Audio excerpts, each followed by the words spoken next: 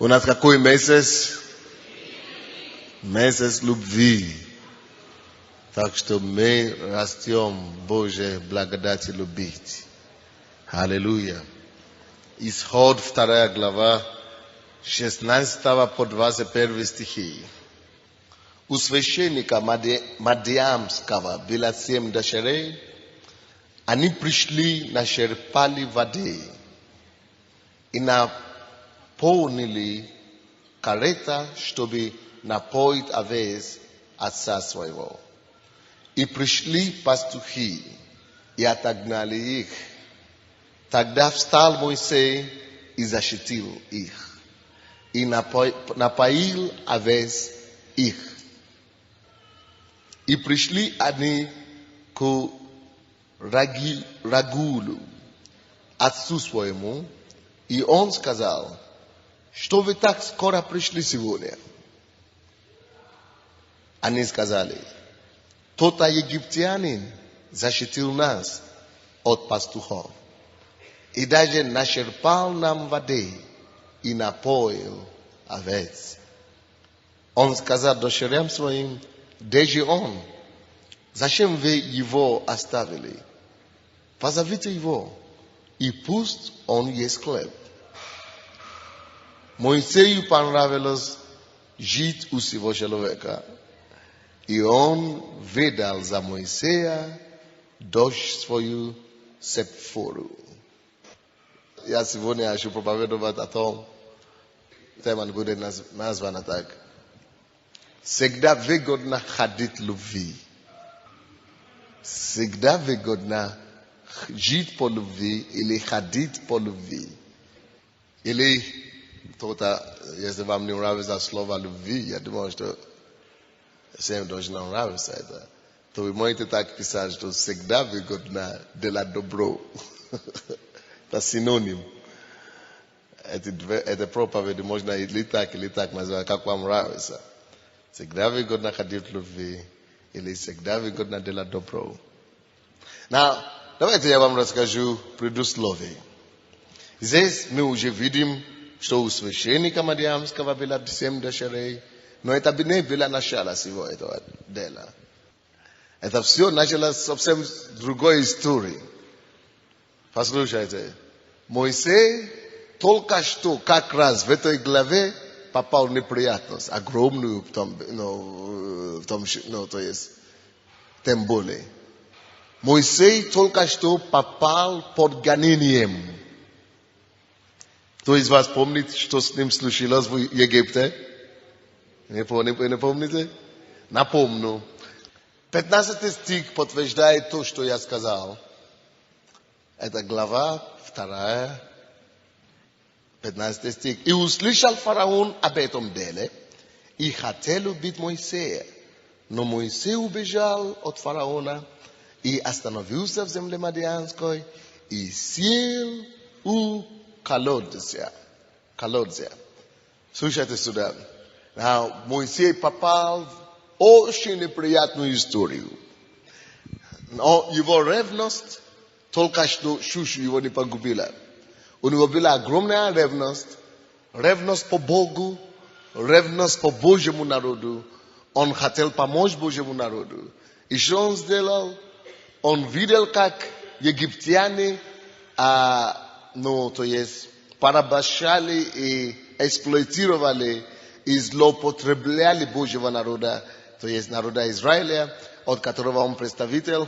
И он понял внутри себя, что он должен быть для них освободителем. Он это в духе чувствовал. Он еще это, может быть, не понял, как слово от Господа. Он еще призвание не получил, но это инстинкт был в нем. Именно, что он будет освободителем. И когда он увидел эту несправедливость, когда он увидел это уничижение народа Божьего, он пошел, чтобы ступить за Божьего народа. И пошел туда, и что вы думаете, я не знаю, сознательно или случайно, убил этого египтянина, который притеснил израильтянина. И спустя времени мы считали, что сам князь или царь Египта, фараон, услышал об этом случае, и, конечно, он разозлился на Моисея. То есть Моисей был приговорен к смерти. То есть государственным приговором. То есть президентом. То есть вся держава, все аппараты власти начали работать как раз, чтобы уничтожить Моисея. И это была слишком опасная ситуация. И что Моисею осталось делать? А ничего. Единственное, что Моисею осталось делать, это убежать из страны. И когда он убежал из страны, он оказался в эту страну, Мадиамскую землю. Представьте себе, Моисей только что потерял свое место в царском дворце. Он был принцем, между прочим, этой земли. То есть он был наследником трона. Он потерял его наследство. Он потерял его перспективу в жизни. Он потерял свою будущность. Потерял свое призвание. Как бы, то есть, того времени, то есть, мирское, то есть, его, то, что было уже, приписано ему, как бы, волю. Он потерял страну. Он только что потерял связь родство его, то есть родины, и с родственниками. У него не было никакого родного. Это когда вы в подполье, когда вы в гонении, когда вы даже не можете писать письмо вашим родным, когда у вас уже никого уже нет. То есть он был в ужасной ситуации. Он потерял все, он потерял следы вообще. С его родными. Он потерял положение материального обеспечения, которое у него было. То есть у него все было во дворце, когда он там был принцем. Представляете себе, от того, что его раньше водили или возили по городу, и весь город махали ему руку. О, принц! О, да здравствуй, принц! Да здравствуй, принц! Вы смотрели, наверное, фильм Николая Семея Романова. Вы знаете, как посчитали принцев тогда? Принц. То есть наследников посчитали очень.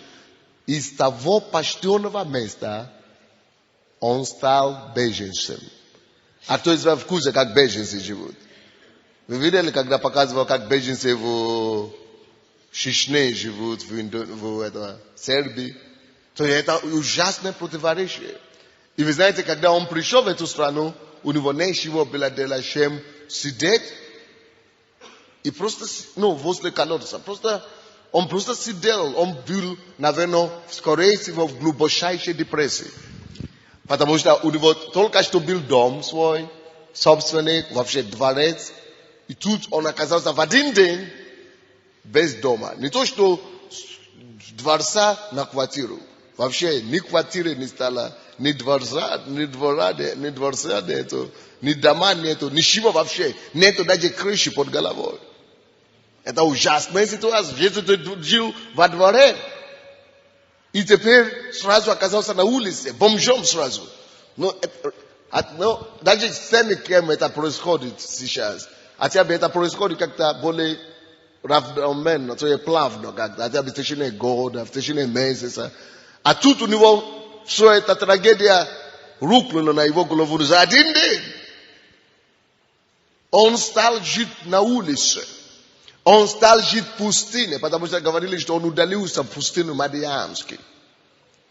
Он стал жить на улице, в пустыне.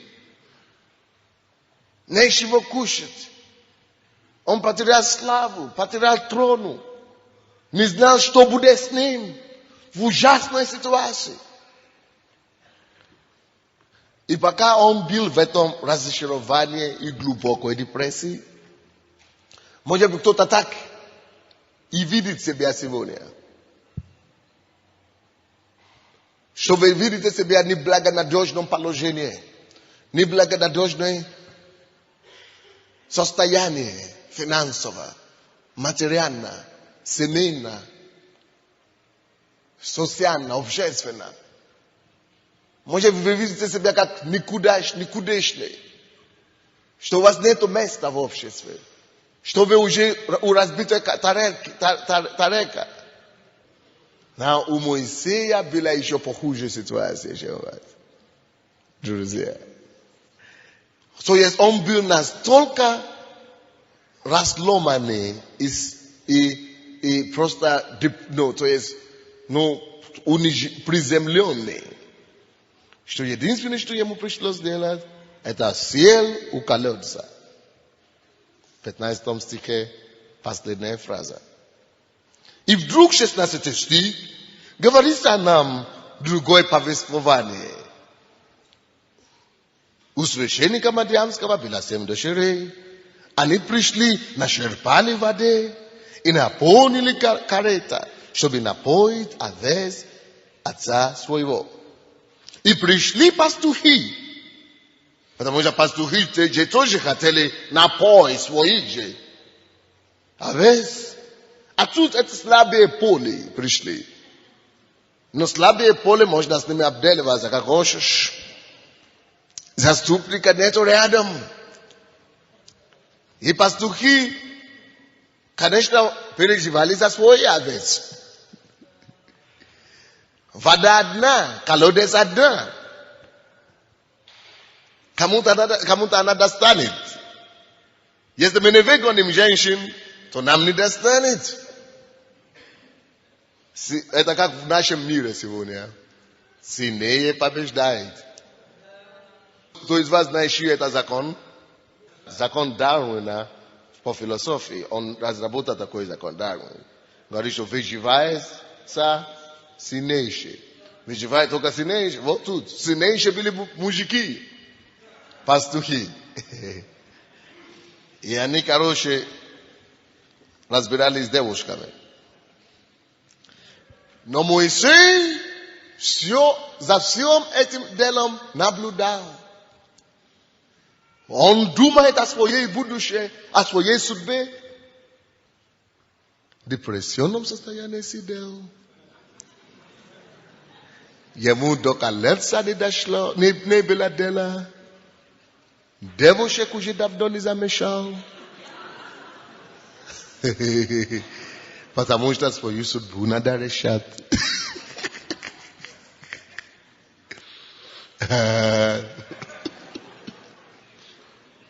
Сидел и жил в своем мире. Однако, несмотря на все то, что происходит у него в сердце и уме, его глаза-то были открытыми. Глаза все-таки запечатляли свое. И глаза его видели, как вот эти мужики разобрались с слабейшими сосудами.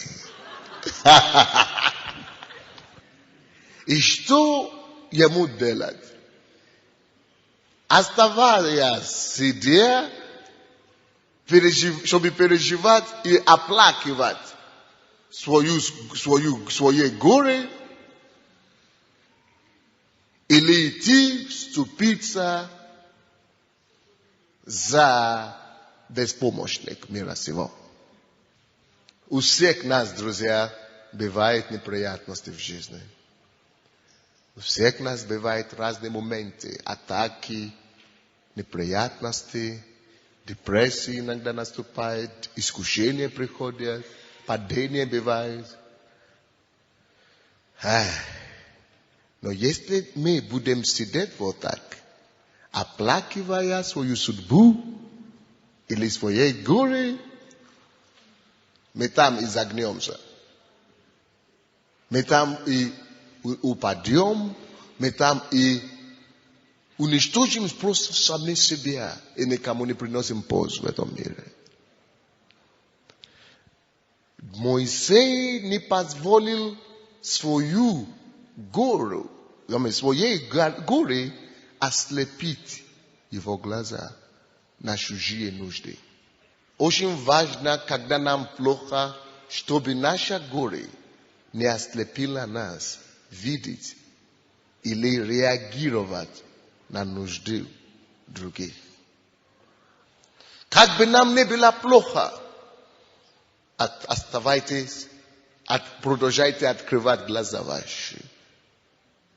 Продолжайте быть полезными.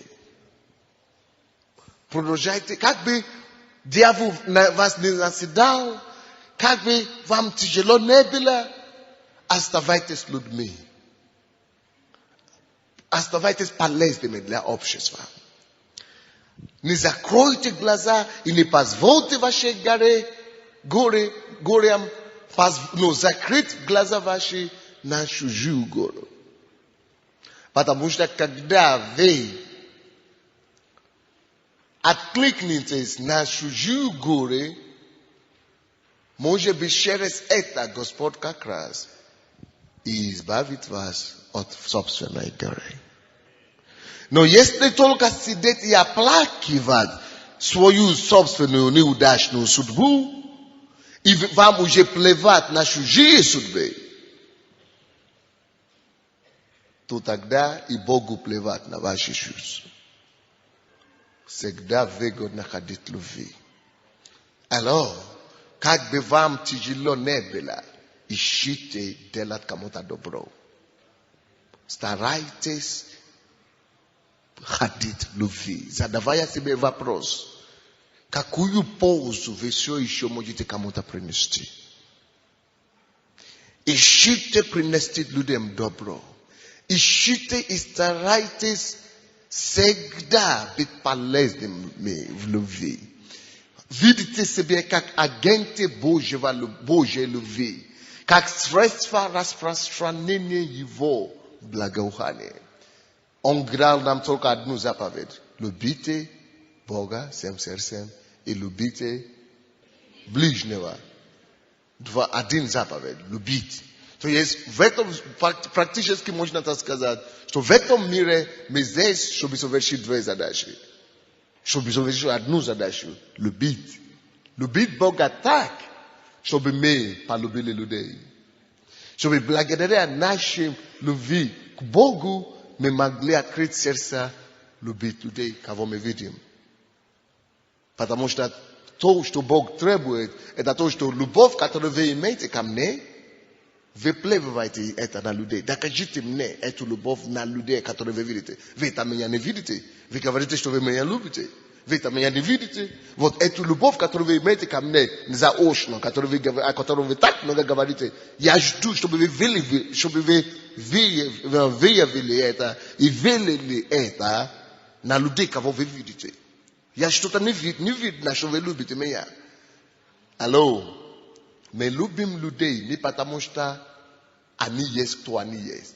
Мы любим людей только по одной причине. Потому что мы любим Бога.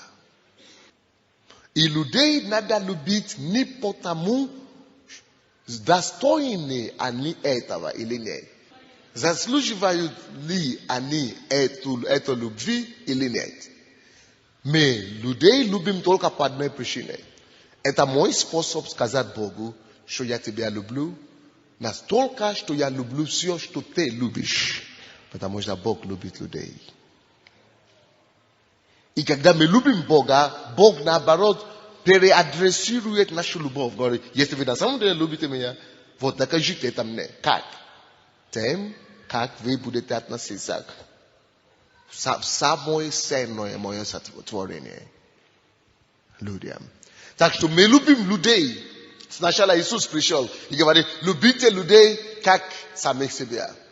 А потом, позже, он исправил это. Он говорит, потом, говорит, что любите людей, как я возлюбил вас. Как я. Боже, сначала для нерожденных евреев, как он проповедовал, он говорит, любите как самого себя. Но это самый низкий уровень любви. Потому что многие себя не любят. И многие себя ненавидят. Многие отвратительно чувствуют к себе. Многие они имеют проблемы не с соседями, не с Богом, а с самим себе. Многие себя не прощают. Многие не способны себя прощать. Многие совершили ошибки в прошлое, что мешает им любить себя сегодня. Поэтому из-за этого только они уже не способны никого любить. Поэтому Бог говорит, что любите людей теперь, Никак вы любите себя, а как я люблю их. Как я вас люблю. Настоящая любовь к людям – это не определяется, кто он есть или что он делает. Это мой ответ на Божью любви ко мне. Я люблю людей, потому что кто-то возлюбил меня, когда я никому не нужен был. Я люблю людей, потому что кто-то возлюбил меня. На чью любовь я отвечаю? Тем, что я люблю, кого он возлюбил, и за кого он отдал себе. Причем в этой категории входит не только верующие. Всех. Кто-то говорит, понятно, что я люблю, неверующих, а я люблю верующих людей. Но как я могу любить этого кушму? Или кого-то там, они еще говорят, политики. Очень просто. Вот, тебе надо любить кушму, не потому что он кушма, или он экономику построил или развалил. Тебе надо любить кушма, потому что Иисус отдал свою жизнь за кушму.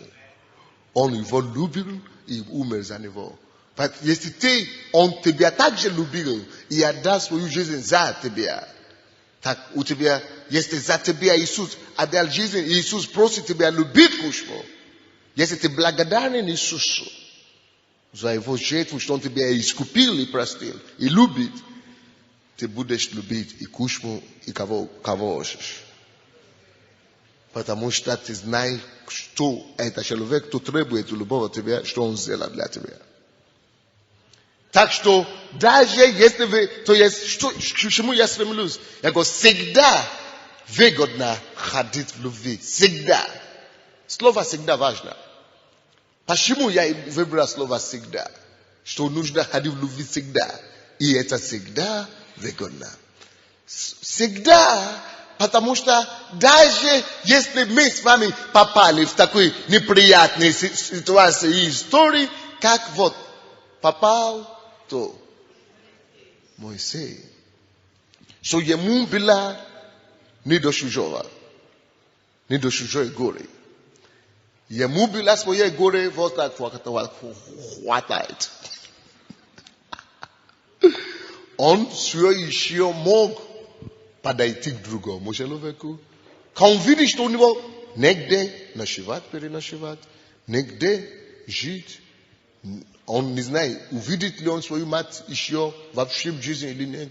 Он не знает, эти, которые убийцы, которые, то есть, исполнители приказа царя, догонят ли его сейчас или нет. Вот его убьют завтра или нет, его поймают или нет. То у его жизнь была на веселке. Он, то такая горе, что предела нет. Он был в страшной ситуации.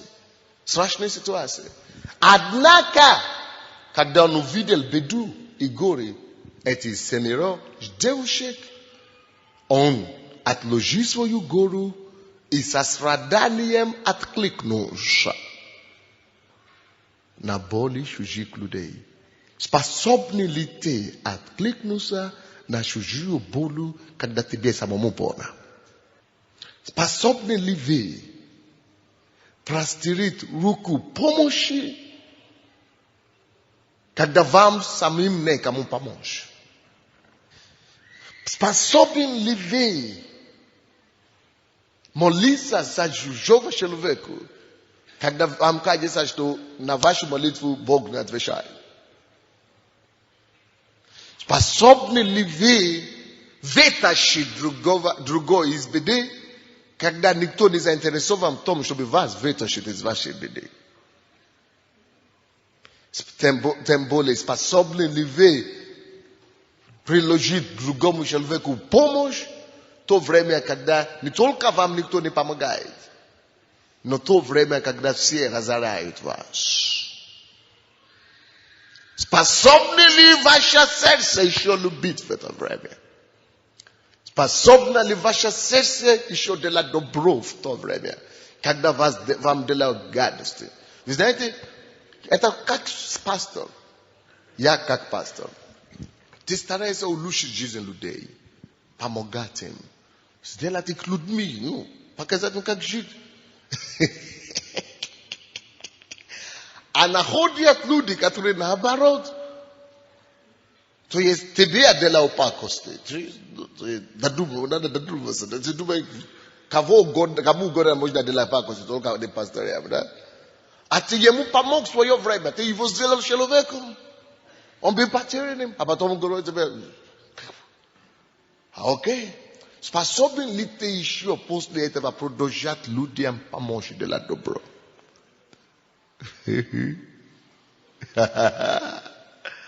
Потому что я слишком много людей встречаю, которые так говорят. Вот, я больше не могу давать людям благословенные деньги или что-нибудь, или что-нибудь одолжить, или что. Почему? Потому что вот я кому-то значит что-то дал и не благодарен, или злоупотребил, или что-нибудь сделал. Ведь это о чем мы говорим. Способен ли ты все еще любить, когда тебя ненавидят?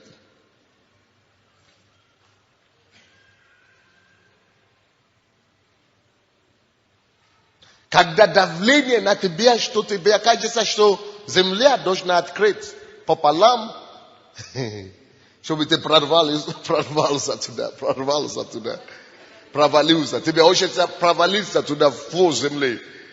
Потому что ты думаешь, что под небом тебе уже нечего делать.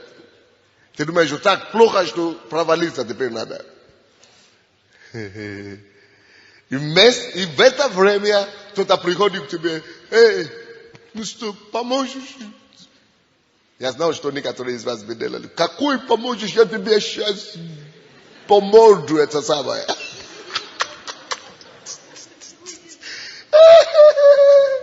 Многие из нас бы сказали, уйди с глаз, я только что одному здесь сделал, а он мне такой пакость сделал, а ты еще что-то я тебе. Не, нам нельзя так поступать. Что бы нам ни делали, как бы нам тяжело не было, всегда выгодно, друзья, делать добро. Я вам кое-что покажу здесь.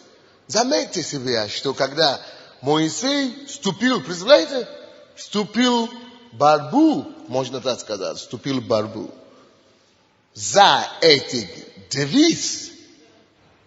Он-то рисковал свою жизнь при том. Не, пастухов-то было много. А он один. В том-то и дело. Вы знаете, он, прикиньте, что могло быть с ним. Его могли запросто побить и бросить в этот же колодец.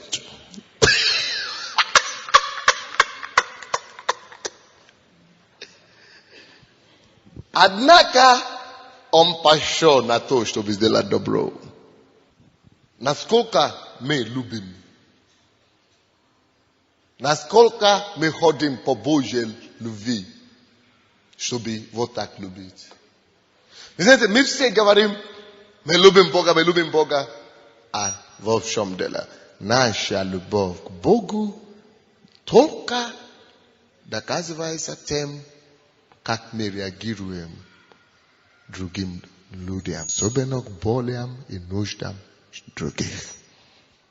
Библия говорит римлянам, не будьте никому должны ни в чем, кроме взаимной любви.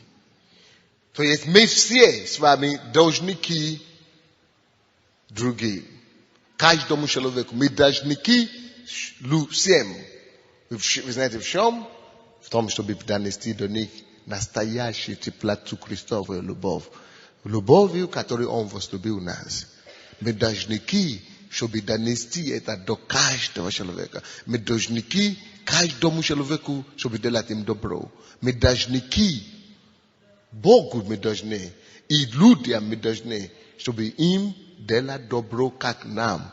Чтобы достичь каждого человека, как нас достиг Христос. Аминь. 17 стих. И пришли пастухи, и отогнали их.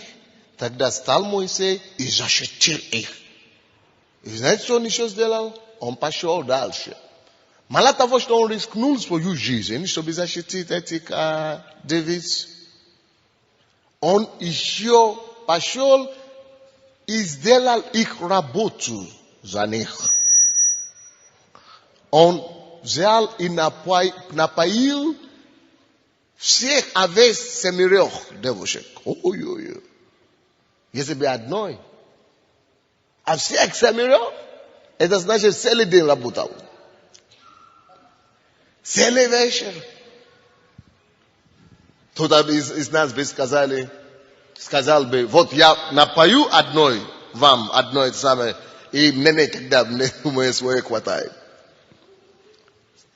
Свое горе хватает. Но он напоил всех. Слушайте, друзья. То, что замечательно тут. Потому что я сейчас даю всем вам формула прорыва. Когда вы находитесь в тупике, это формула к прорыву. Он любил, когда нельзя было любить. Во-первых, он откликнулся на чужую беду, когда у него своя беда хватала. В-третьих, он не позволил своим проблемам закрыть его глаза на чужие беды. Третье. Дальше. Он пошел и поработал. Самое главное, не то, что он работал, все работают за деньги. Но он в том-то и дело. Он пошел и отработал без денег, без зарплаты. Не прося ничего взамен. Вот где беда нас с вами. Многие из нас, наши с вами судьбы, они закладаны, они кроются там, где как раз нам нужно кое-что приложить бесплатно. Послужить. И когда, если бы мы добровольно бы служили как Христу там, не прося ничего взамен, тогда бы Бог открыл бы нам судьбу нашу.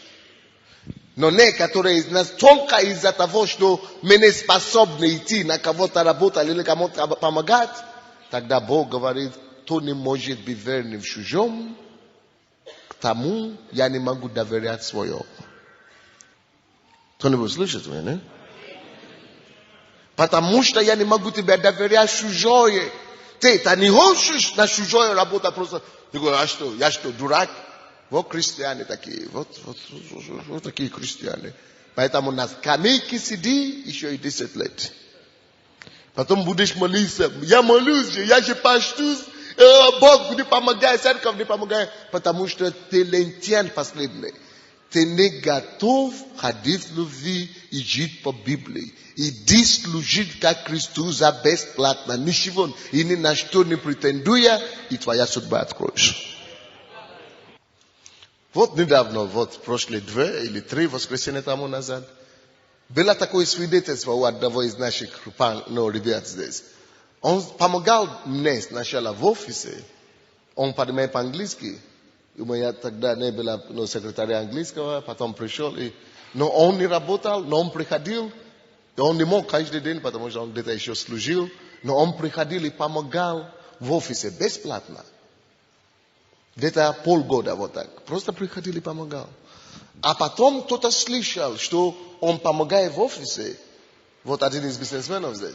И она сказала, подойди, поможет мне тоже. Ну, мне бизнесмены, партнеры приехали из Франции, переводишь мне по-английски. И он пошел тоже бесплатно. А он-то знал, что вот эта женщина богатая женщина. И он мог бы спросить ее, но я... сколько это будет стоить. Он же мог бы это сказать. А он пошел сделать эту работу бесплатно.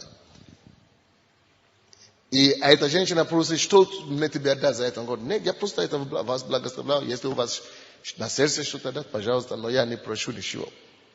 И эта женщина была настолько растрогана и говорит, вот теперь я знаю, что это человек настоящий верующий. Она говорила, мне хочется ему помочь. И делать все для него. Говорю, потому что все ведущие, которые подходили к нам, только просили. Помогите здесь. Дайте что-то, дайте сколько. Они даже не приложили ни руку, тем более ногу. Ни ногу, тем более руку. Не сделали шаг, на встречу, тем более приложить что-то на более. Они только просят. Вот люди и христиане, тем более, в том числе, мы любим только, чтобы благословение было. Но, мы это любим, это понятие, когда благословляю. Вот так. А мы забыли, между прочим, что написано, что блаженные лучше давать самому. Неужели получать благословение? Есть что-то, что лучше, чем получать благословение. Это давать благословение. Вот, потому что этот парень давал благословение за бесплатно. Значит, просто свою услугу, что он может делать. Вы знаете, что случилось? Эта женщина выяснила, что, оказывается, у него свадьба предстоит. И она чуть не устроила ему всю свадьбу. Приложила ресторан, машину дала, которую он даже никогда не катался. И вы знаете, что последствия? Говорю, после свадьбы медовая меза подойдешь еще. И когда тут подошел, говорит, что ты знаешь, молодец, что ты так служишь. Ты настоящий христианин. Теперь хочу тебя приложить постоянную работу. Только за то, да. Дайте, давайте.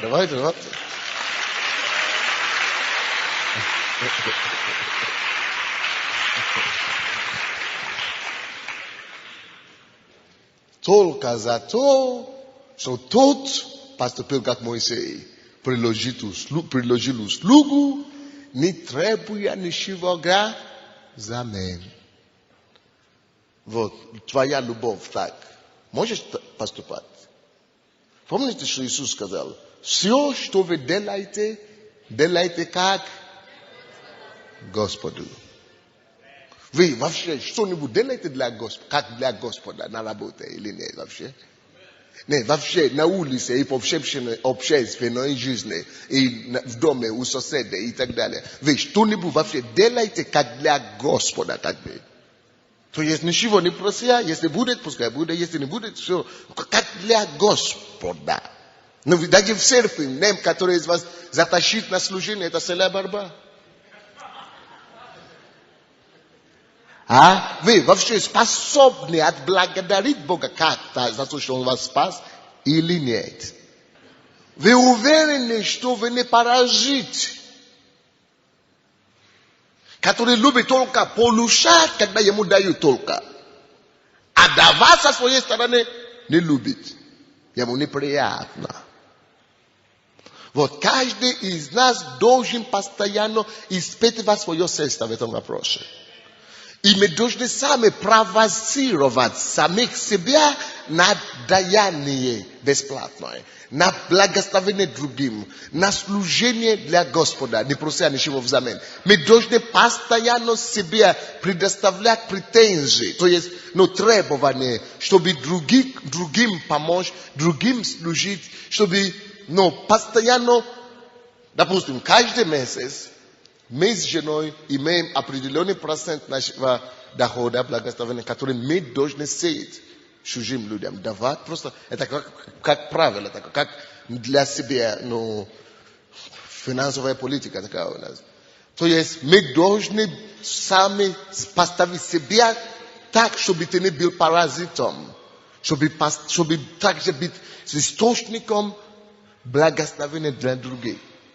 И я каждый месяц или два всегда смотрю свой гардероб и то, что у меня есть, и я всегда ищу, что кому-то благословлять. А тут, если у тебя не будет система такая, если у тебя не будет такой режим четкий, куда ты ставишь себя, чтобы давать, ты даже привыкнешь, что ты ничего не даешь, ты только и получаешь, и тебе уже нравится только вот так жить, и ты уже не то, что не ходишь по любви, ты уже забыл, что это такое. Ты уже, только когда тебе уже ничего никто не дает, ты только тогда начинаешь вспоминать, жаловаться на Бога, что тебе вот уже давно ничего не получил. Вот Моисей, Несмотря на то, что ему самому плохо было. Несмотря на то, что ему самому тяжело было. Несмотря на то, что ему самому, ой-ой-ой, как нелегко.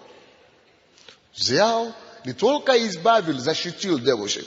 Он пошел дальше, ухаживая за ними, и даже сделал такой объем работы, за который он мог бы запросить такую зарплату и себя устроить в чужой стране. Видите, многие из нас, мы всегда стараемся своими силами как-то выйти из ситуации. Если бы мы были с вами на месте Моисея, мы бы сказали, как раз мне плохо, как раз я безработный, как раз у меня нет дома, как раз мне нужна квартира, как раз даже у меня нечего купить хлеб, как раз нигде ночевать. Я же как раз вам помог сейчас, напоил ваши овец. Вот тоже, дайте мне что-то, я же сам бежен, посмотрите мою ситуацию, тоже это несправедливо. Но как раз, вы же знаете, я же вам помог, вы смотрите мою ситуацию. А он даже не упомянул свою ситуацию. Очень часто вот мы любим вот так, делать добро, по счету. То есть мы делаем как бы добро, мы помогаем как бы, но по расчету. Расчет есть. Я знал, что я сделаю, а я знал, что у нее есть квартира двухкомнатная. Одна комната там пустая. Может предложить, я же из другого города.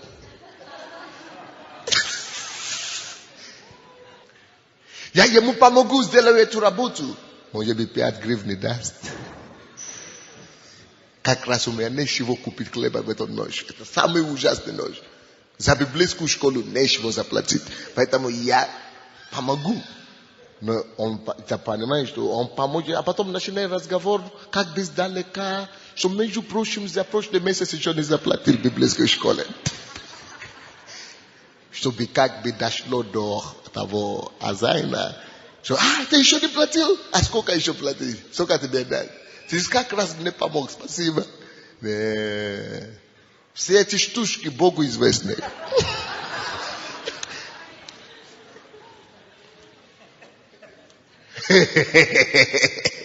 Кто-нибудь там есть?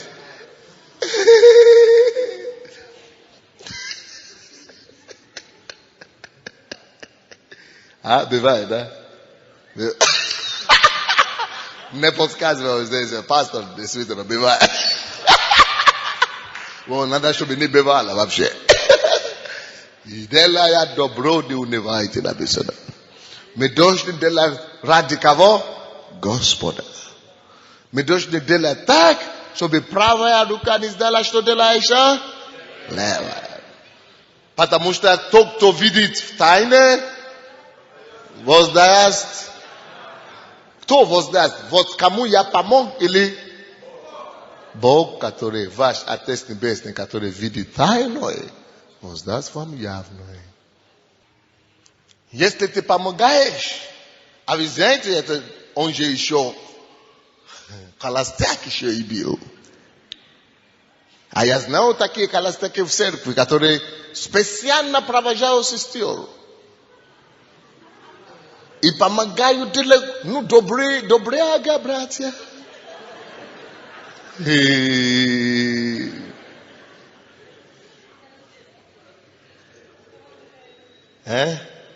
Может быть, милость получит от нее. Вам не надо себе вот так помогать, чтобы девушки потом повлюблялись в вас. Не надо. Вдруг это не ваша судьба. Потом разбитие сердца, разочаруетесь, потому что Бог не сказал. Вы только хотите математическими путями, шагами.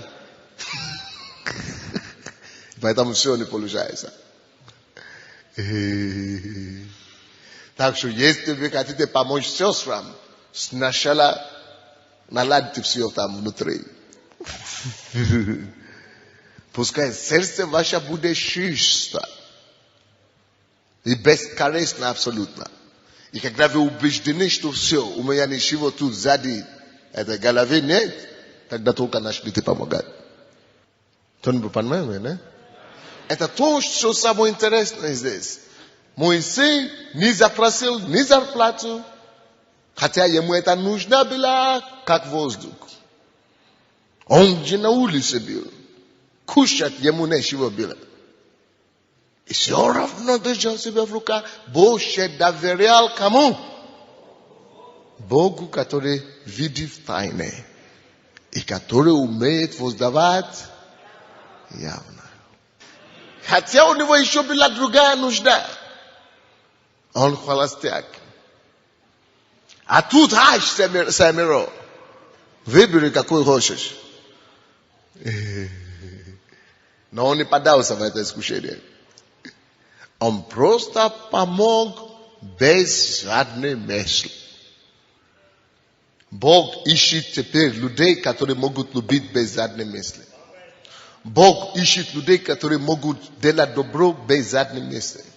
Бог любит людей, которые будут настолько порядочны, что они ищут добро и воздаяние только от Него.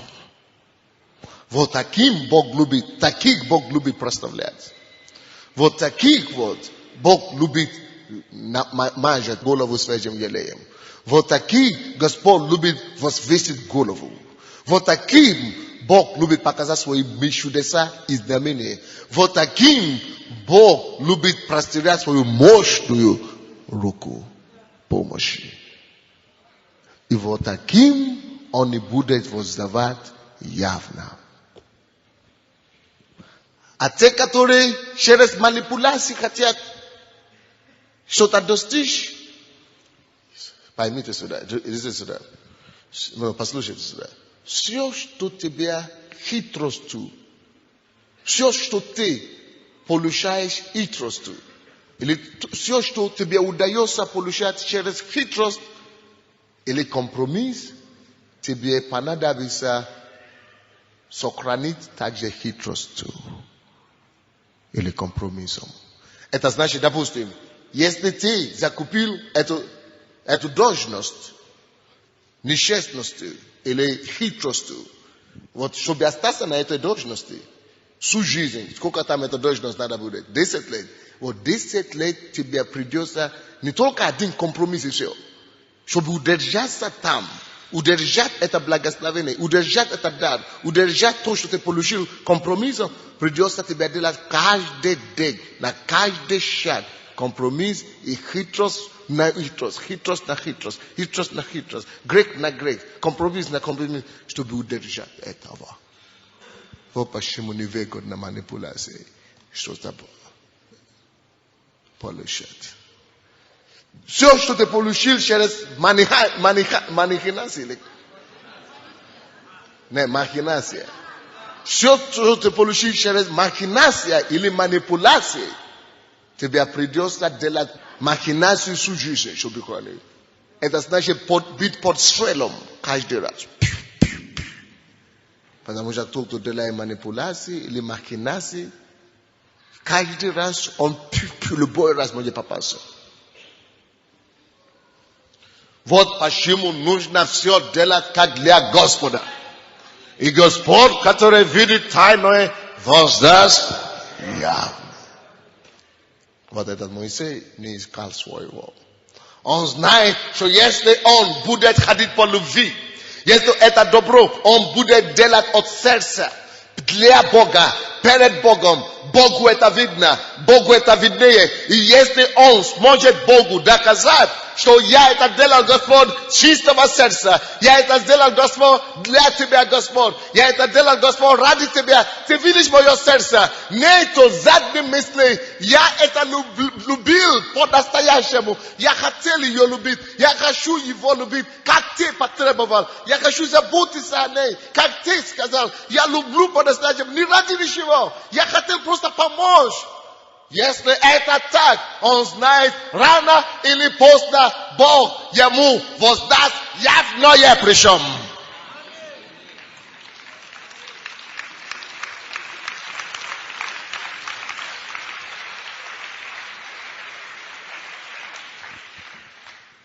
Псалом 36.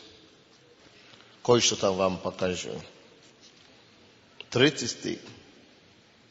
Уповай на Господа и делай добро, І який результат буде?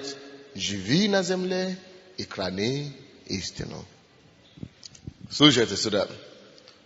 Он говорит, уповай на Господа и делай добро. Друзья мои, когда ты делаешь добро, никогда не уповай на это добро, которое ты делаешь. Напишите это. Когда ты делаешь добро, не уповай на это добро. Когда ты делаешь добро, не уповай даже на человека, кому ты это добро делаешь. Когда ты делаешь добро, даже не уповай на себя или на твои поступки. Когда ты делаешь добро, в это время тебе надо делать делать шаг назад. Отступление маленькое. И говори, Господь, все. Я не хочу не уповать ни на себя, ни на это добро, ни на этих людей, кому я делаю добро. Я хочу уповать на тебе. Вот почему написано уповай на Господа и делай добро. Если твое добро не будет соответственно упованием на Господа, нет результата на это добро, которое ты сделал. Нет урожая на это пасе. Так что сила, которая высвобождает, друзья, возмездие или воздаяние за всякое добро и шаги любви, поступки любви, которые мы кому-то делаем, это сила упования на Господа. Вместо упования на себе, на свои поступки, на свое добро, на людей, которые мы делаем добро. Чтобы это воздало тебе, чтобы Бог мог явно тебя возвысить, явно тебя благословить, явно тебя прославить, явно тебя демонстрировать его милость и славу. Тебе надо делать шаг назад и говорить, Господь, не мне, не этим людям, не мое поступки, не мое действие, но на тебе все. У тебя я это делаю. И у тебя, на тебе уповаю, и у тебя я ожидаю. Живи на земле и храни добро, истину. Любой, друзья, кто сделает добро, уповая на Бога, ни на ситуацию, ни на себя, ни на свои действия, ни на людей, кому он делает, очевидный результат такой. Праведный наследует землю. Он будет жить на этой земле. И это то, что затем случилось с Моисеем. И как вы думаете, он не рассчитывал на эти девушек. Он не просил у них зарплаты или благословения, или милости. Он не объяснял свою ситуацию им. И посмотрите, что случилось. Он наследовал эту землю. Чудным образом, через Божье вмешательство, Бог наградил его явно, что сверхъестественными путями его взяли в эту землю, и он стал хозяином в этой земле. Он наследовал землю. Потому что праведный наследует землю. И храни истину. Утешайся Господом, Господом, Господом, Господом. Когда ты хранишь истину, ты только поступай по истине. Мотив правильный, поступки верные. И утешайся на Господа, пусть Он будет твоим утешением. И что вы думаете? И Он восполнит все желания твоего сердца. Он восполнит желание твоего сердца. То, что нам кажется, мы должны это желание сердца высказать кому-то. То, что нам кажется, мы должны косвенно намекнуть кому-то об этом желании сердца нашего. То, что нам кажется, если я никому не скажу, ничего не сделай. Нет, ты ходи в любви, ты делай добро, ты уповай на Господа. Он знает желание сердца твоего. Если он видит, что ты на него уповаешь на самом деле, что ты им утешаешься на самом деле, он восполнит каждого желания твоего сердца до мельчайшей детали.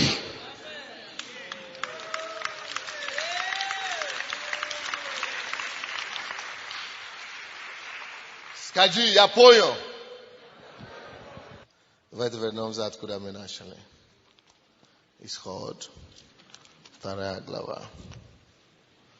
То знаешь, что мы говорили, правда, что они произошли с этим парнем, с Моисеем. 2 глава. Прочтем, как это сработало в жизни Моисея, 18 по 20 стихи. И пришли они к Рагуилу. То есть эти девушки вообще ушли, не сказали спасибо. Не, может быть, сказали спасибо, но они не отблагодарили ничем. Они просто ушли себе домой. Но когда они пошли домой, если бы это кто-то из нас остались там, мы бы, какие девушки невоспитанные, мы бы уже отругали их. Даже спасибо не сказали. Бог знает, когда им нужно говорить. Какая тебе разница, чтобы тебе говорили спасибо, когда ты все равно ничего не поможешь? Лучше, чтобы они начали говорить, когда они придут домой. Вот, так и сделали тут. Они ему не говорили ничего, спасибо, ничего. Слава Богу, что он не успел ругать их, обругать. Но он позволил ему уйти в мире. Они, несмотря на то, что ему не говорили спасибо, потому что Иисус сказали, если вы ждете спасибо от людей, значит вы уже свою награду получили. Лучше, чтобы люди, кому вы делали добро, говорили об этом добро, и это спасибо не вам, а Богу. И когда ваш Отец Небесный услышит о вашем добром деле, и спасибо их дойдут до него, он тогда высвобождает эту зарплату, это благословение и желание сердца, которое всегда было у вас. Так и произошло здесь. Эти ребята, эти девушки не говорили спасибо, слушайте внимательно, не говорили спасибо Моисею, но слушайте мне внимательно. Но когда они пришли домой, они говорили спасибо, они говорили и рассказали о деле его, о подвиге его, рассказали их не папе, про образ Небесного Отца. И когда они это говорили папе, и посмотрите, какое решение их папа принял. Их папа принял решение о том, что если такой человек сделает добро для вас, мы не можем оставить этот человек не благословленным. Мы должны восполнить все желания его сердца. И что он сделал? Он сделал приказ. Давайте посмотрим. 18 стиха. И пришли они к Рагуилу, отцу своему, и он сказал, что вы так скоро пришли сегодня? Они сказали, но слушайте внимательно здесь, самая потрясающая вещь.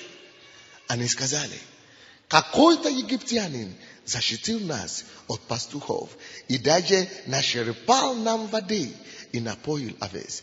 Он сказал дочерям своим, где же он? Зачем вы его оставили? Он же сказал, позовите его, и пусть он ест хлеб.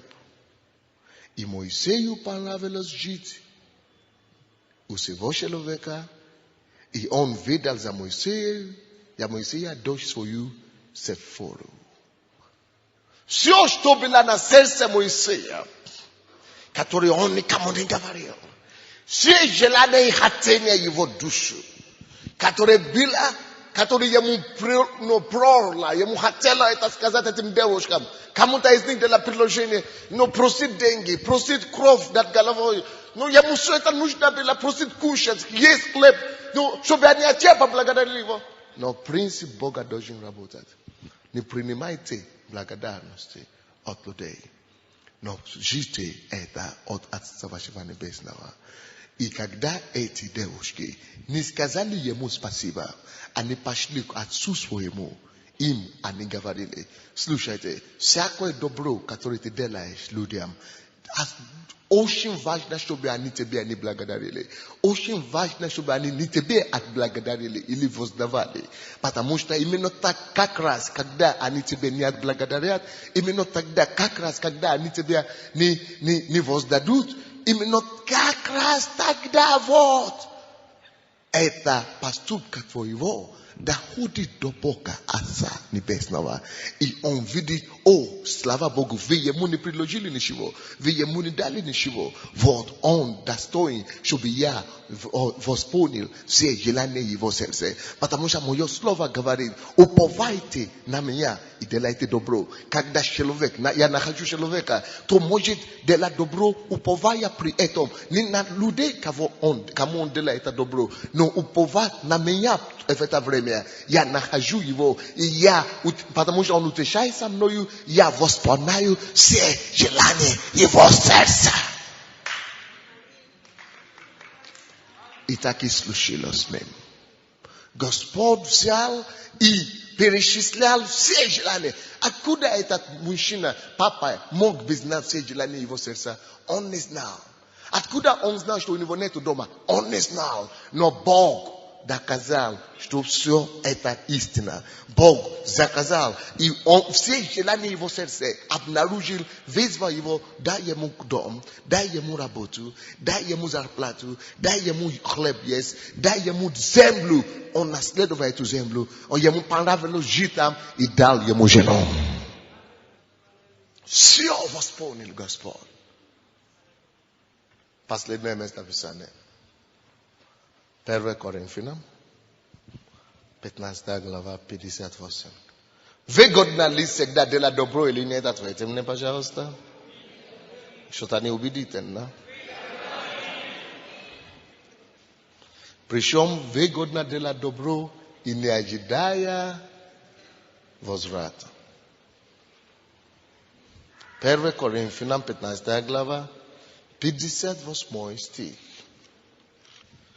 Итак, братья мои, возлюбленные, будьте тверды, непоколебимы, всегда преуспевайте в деле Господнем, зная, что труд ваш не тщетен перед Господом.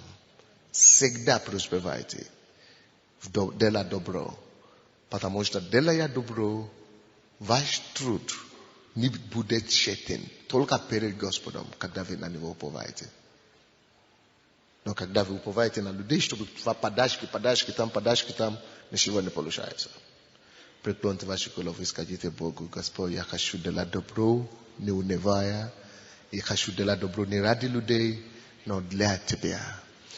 Закройте глаза, преклоните вашу голову и отдайте, посвятите себя, делая добро. Посвятите себе тому, чтобы ходить полной любви. Любви, абсолютной любви. Ничего не ожидая ни от кого. Просто делая добро. Даже если вам плохо. Даже если вам тяжело в это время. Посвятите себе этому делу. Что Господь, я буду всегда делать добро. Я абсолютно всегда буду ходить в любви. Ко всем людям. Кто достоин, кто недостоин. Я буду слушаться Твоему Слову. Я буду послушным Твоему Слову, Господь. Посвятите себя Богу, быть агентом Его любви, чтобы любить все, как Христос возлюбил нас. Чтобы делать добро всем, так как Бог просит у нас. И написано, не унывайтесь, делая добро. О, Господь, мы отдаем себя в Твои руки полностью. Мы отдаем себя в Твои руки, Господь. Мы хотим быть агентом добра. Мы хотим быть источником любви. Бескорыстной любви. Не любовь, которая ищет своего, но любовь, которая делает все ради Бога.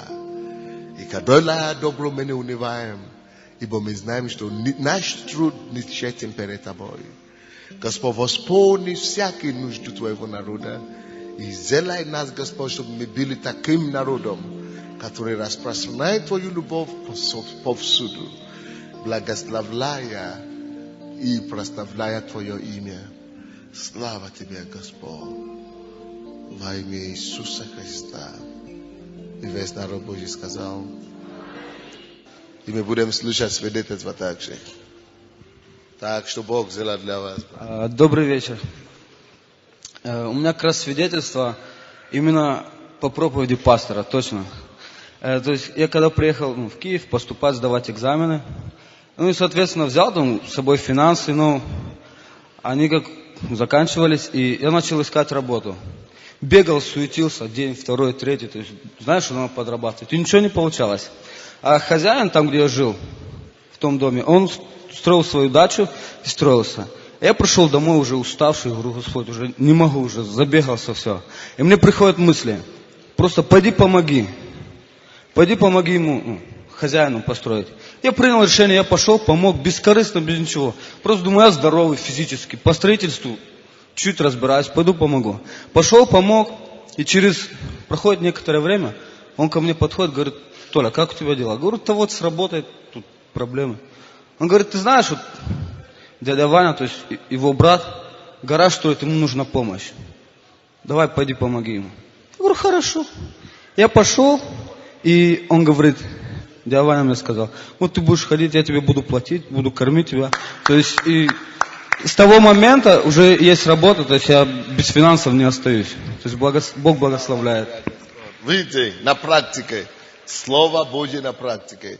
Если вы хотите вырваться из того положения, в котором вы находитесь, только так можно. Только так можно. Делая добро без корысти. Добрый вечер, дорогая церковь. У нас когда-то в церкви заключали договор с Богом, наши там желания. И я просила Бога, чтобы мои дочери учились дальше, чтобы поступили в высшие учебные заведения. И слава Богу, Бог такой верен. В этом году они обе поступили и на сокращенный курс после техникума сразу в институт и 3 года обучения. И Бог даже дальше пошел, даже зять думает, тоже вот, уже решается этот вопрос с поступлением. И я хочу принести жертву благодарения Господу. Все, что заключено было в записке, которую вот я Богу просила Бога, и все Бог исполнил. Аллилуйя. У меня такое свидетельство, что Господь верен по всему лицу земли.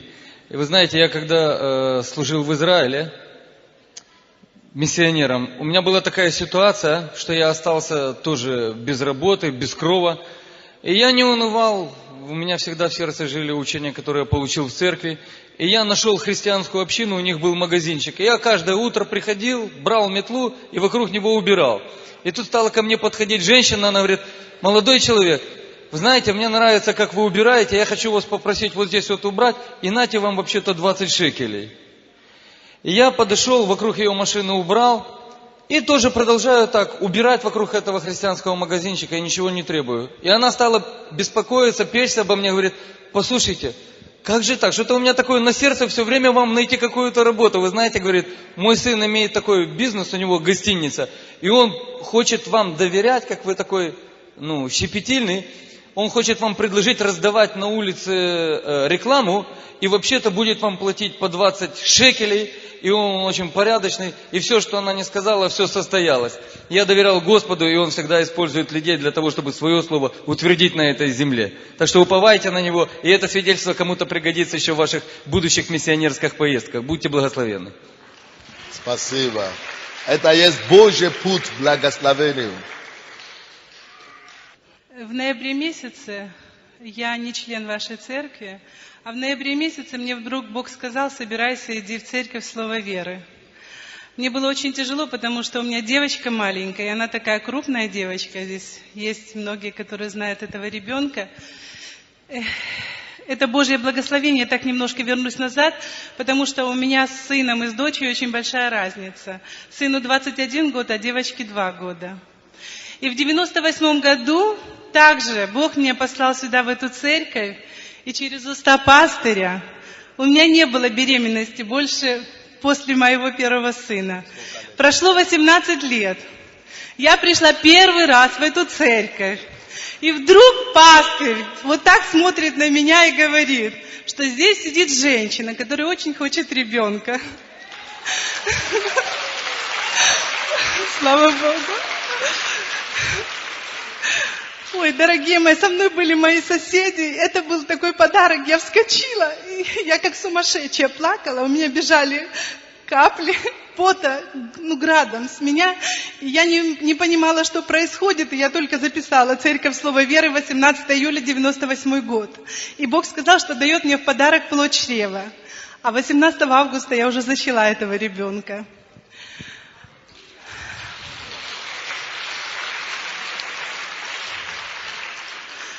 И вот прошло время, я родила девочку. На Пасху Бог нам дал ее, подарок такой. И в ноябре месяце вдруг тоже Бог мне говорит: собирайся, иди в церковь Слова Веры. Уже церковь словами, чтобы получать опять благословение, наверное. Пастор, ну если бы вы знали, какие мне сны Бог показывает, я знаю, что когда-нибудь я здесь буду тоже в этой церкви. А вы из какой церкви? Я хожу в церковь пятидесятников, но я очень люблю вашу церковь. Потому что те благословения, которые я здесь получаю, я не знаю, это все от Бога. И вы знаете, я пришла сюда 2 года. Я просила Бога. 2 года после того, как я пришла. Я так просила Бога, чтобы пастырь помолился надо мной. Я так хотела вырвать это помазание у пастыря для проповеди Евангелия. Я вынашивала это, не знала, как подойти к пастырю. Но я сказала: Господь, я надеюсь на Тебя, я сама не подойду. И в ноябре месяце я сидела вон там с ребенком. И пастырь после служения подошел ко мне. Взял меня за руку. Я так растерялась. Я сказала: пастырь, я вас никуда не отпущу. 2 года, говорю, я просила, чтобы вы помолились. И пастырь со мной своей спортивной походкой побежал вот так сюда. И вот там вот он молился надо мной. Возложил руки. Во время молитвы София, ваша красавица София. Мою дочь тоже я назвала София, потому что я просто влюблена в эту женщину.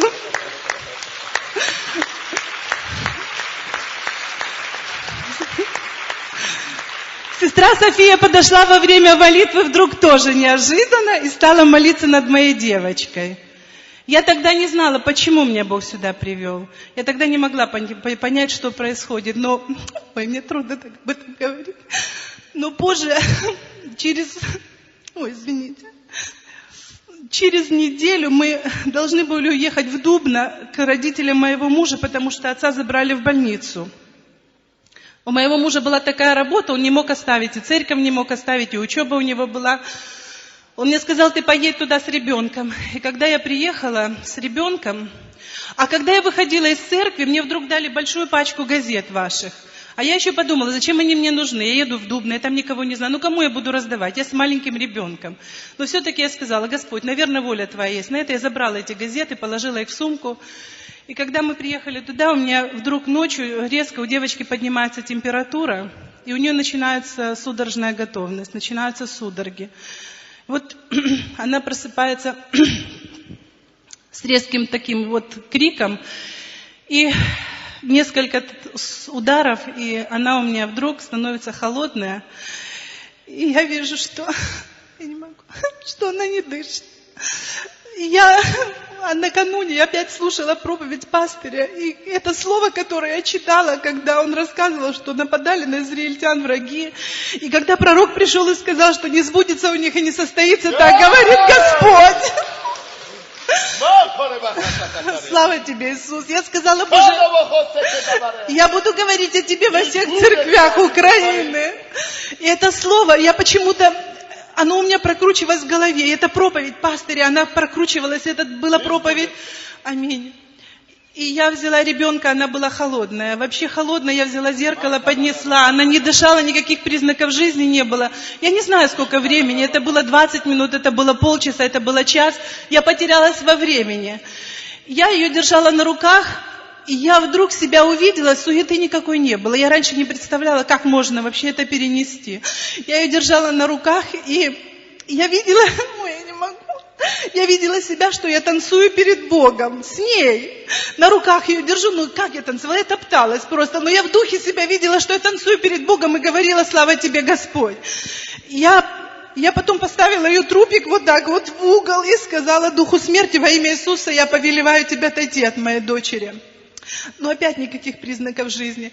И вдруг это слово, которое я слушала от пастыря, Господь сказал, я подняла ее вверх, и я крикнула. Эти были слова не просто из головы. Эти были слова, это была вера из моего сердца. Это была вера такая, я знала, что в церкви через пастыря Бог сказал, что мне дает в подарок плод чрева. И если мне Бог дает подарок, то разве Он заберет у меня этот подарок? Я говорила, что нет, этого не может быть. И я тогда поняла, что это работа дьявола. И тогда я крикнула дьяволу, что не сбудется у тебя и не состоится. Так говорит Господь.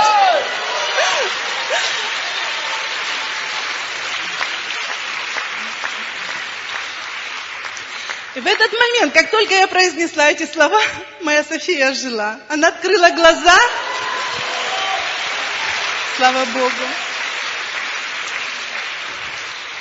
Она открыла глаза, но она была парализована полностью. Она только водила глазами, у нее не двигались ни ручки, ни ножки, только она смотрела в сторону, она водила только глазами. Я вышла на улицу, а там света нет, частный дом, ни телефона, ничего. Я вышла на улицу, попыталась кричать, но никто не отзывается. Думаю, скорую уже надо вызывать. Что-то надо все равно делать, потому что она, хотя все равно надежда была на Бога, но думаю, все равно что-то надо делать. И я стала кричать «пожар». Вдруг как будто бы мне кто-то со стороны говорит «кричи пожар», потому что никто не отзывается. Когда я начала кричать «пожар», тогда сбежали соседи. И вызвали соседи скорую. И вот когда приехала скорая, то врач посмотрел мою дочь и говорит, у нее менингит. И она останется вот такая. И в этот момент я опять так закричала, что не сбудется, не состоится, так говорит Господь, что этот врач прирос к стулу. Он перестал говорить. Он уже не говорил ни да, ни нет. Он вообще перестал разговаривать.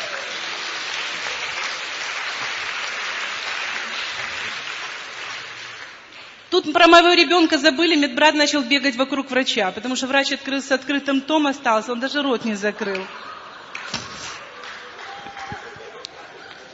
И когда все-таки посадили первого врача, отвели в карету скорой помощи, а потом нас с дочкой.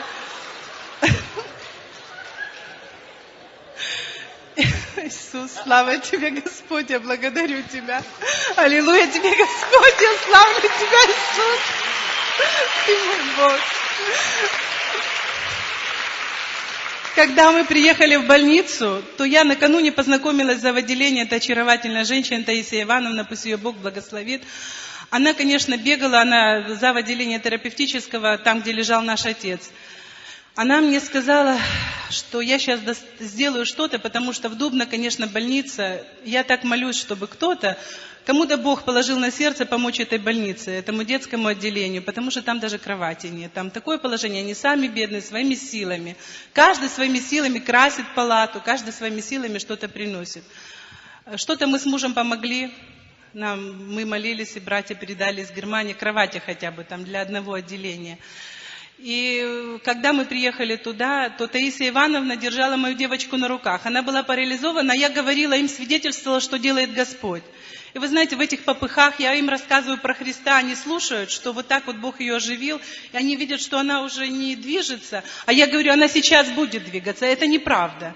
И вы знаете, она забыла, поставила мою девочку, моя девочка стала стоять на ногах. Тут ее просто позвали, это было так резко и неожиданно, и София говорит, дай мне булочку, я хочу кушать.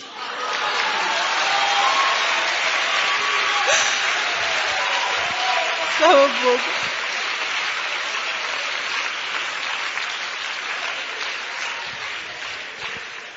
Ко мне началось паломничество в мою палату. И газеты, которые мне здесь брат какой-то просто воткнул в руки, пачку газет, я еще отбивалась от них, от этих газет. Я знала, я же их не положу дома на полке. Эти газеты ушли на ура. Пришла ко мне наша не заведующая, а девочка, дежурный врач, молодая доктор. Она пришла ко мне тихонечко и спросила у меня, говорит, что у меня мой друг в депрессии, он не хочет ни читать, ни газет.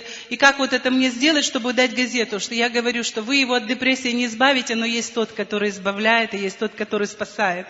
Вы знаете, она приняла спасение в палате.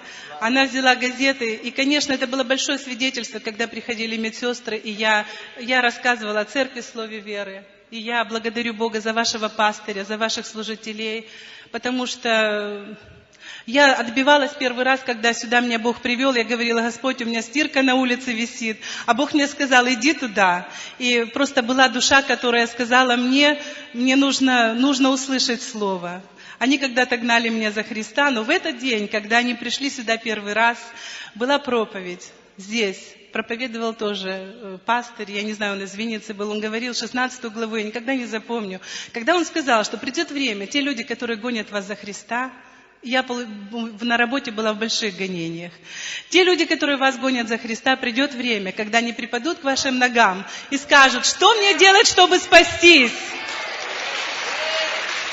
То же самое было, они пришли ко мне, я не знаю, может быть, они сейчас сидят здесь, потому что они члены уже вашей церкви с мужем. То же самое, у них были большие проблемы. В первый же день я сказала, что Господь сказал через мои уста, мы стояли в церкви, что с сегодняшнего дня твой муж пить не будет. И с этого дня он больше не пил. И Бог обновил его бизнес. Бог им скоро дал машину, иномарку. А в доме уже было пропито все. А сейчас они любят Бога и славят Бога. Слава Богу. Я благодарю Бога за эту церковь. Очень люблю вашу церковь. Слава Богу.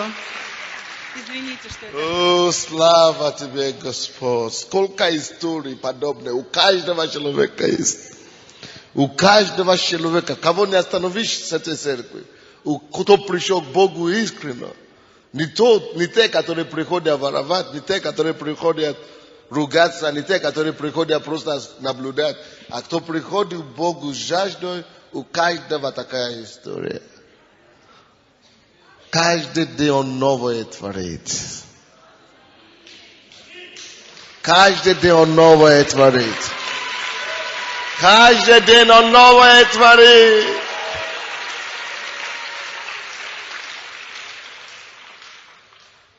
Боже мой, разве не чудный Бог наш?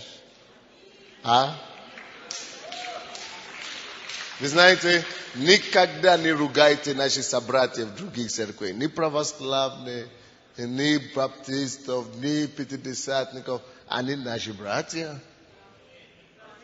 Аминь. Нам надо делиться с ними благословением, которые мы имеем здесь. Правда ли? Мы благодарим Тебя за Твое Слово, которое Ты дал нам сегодня.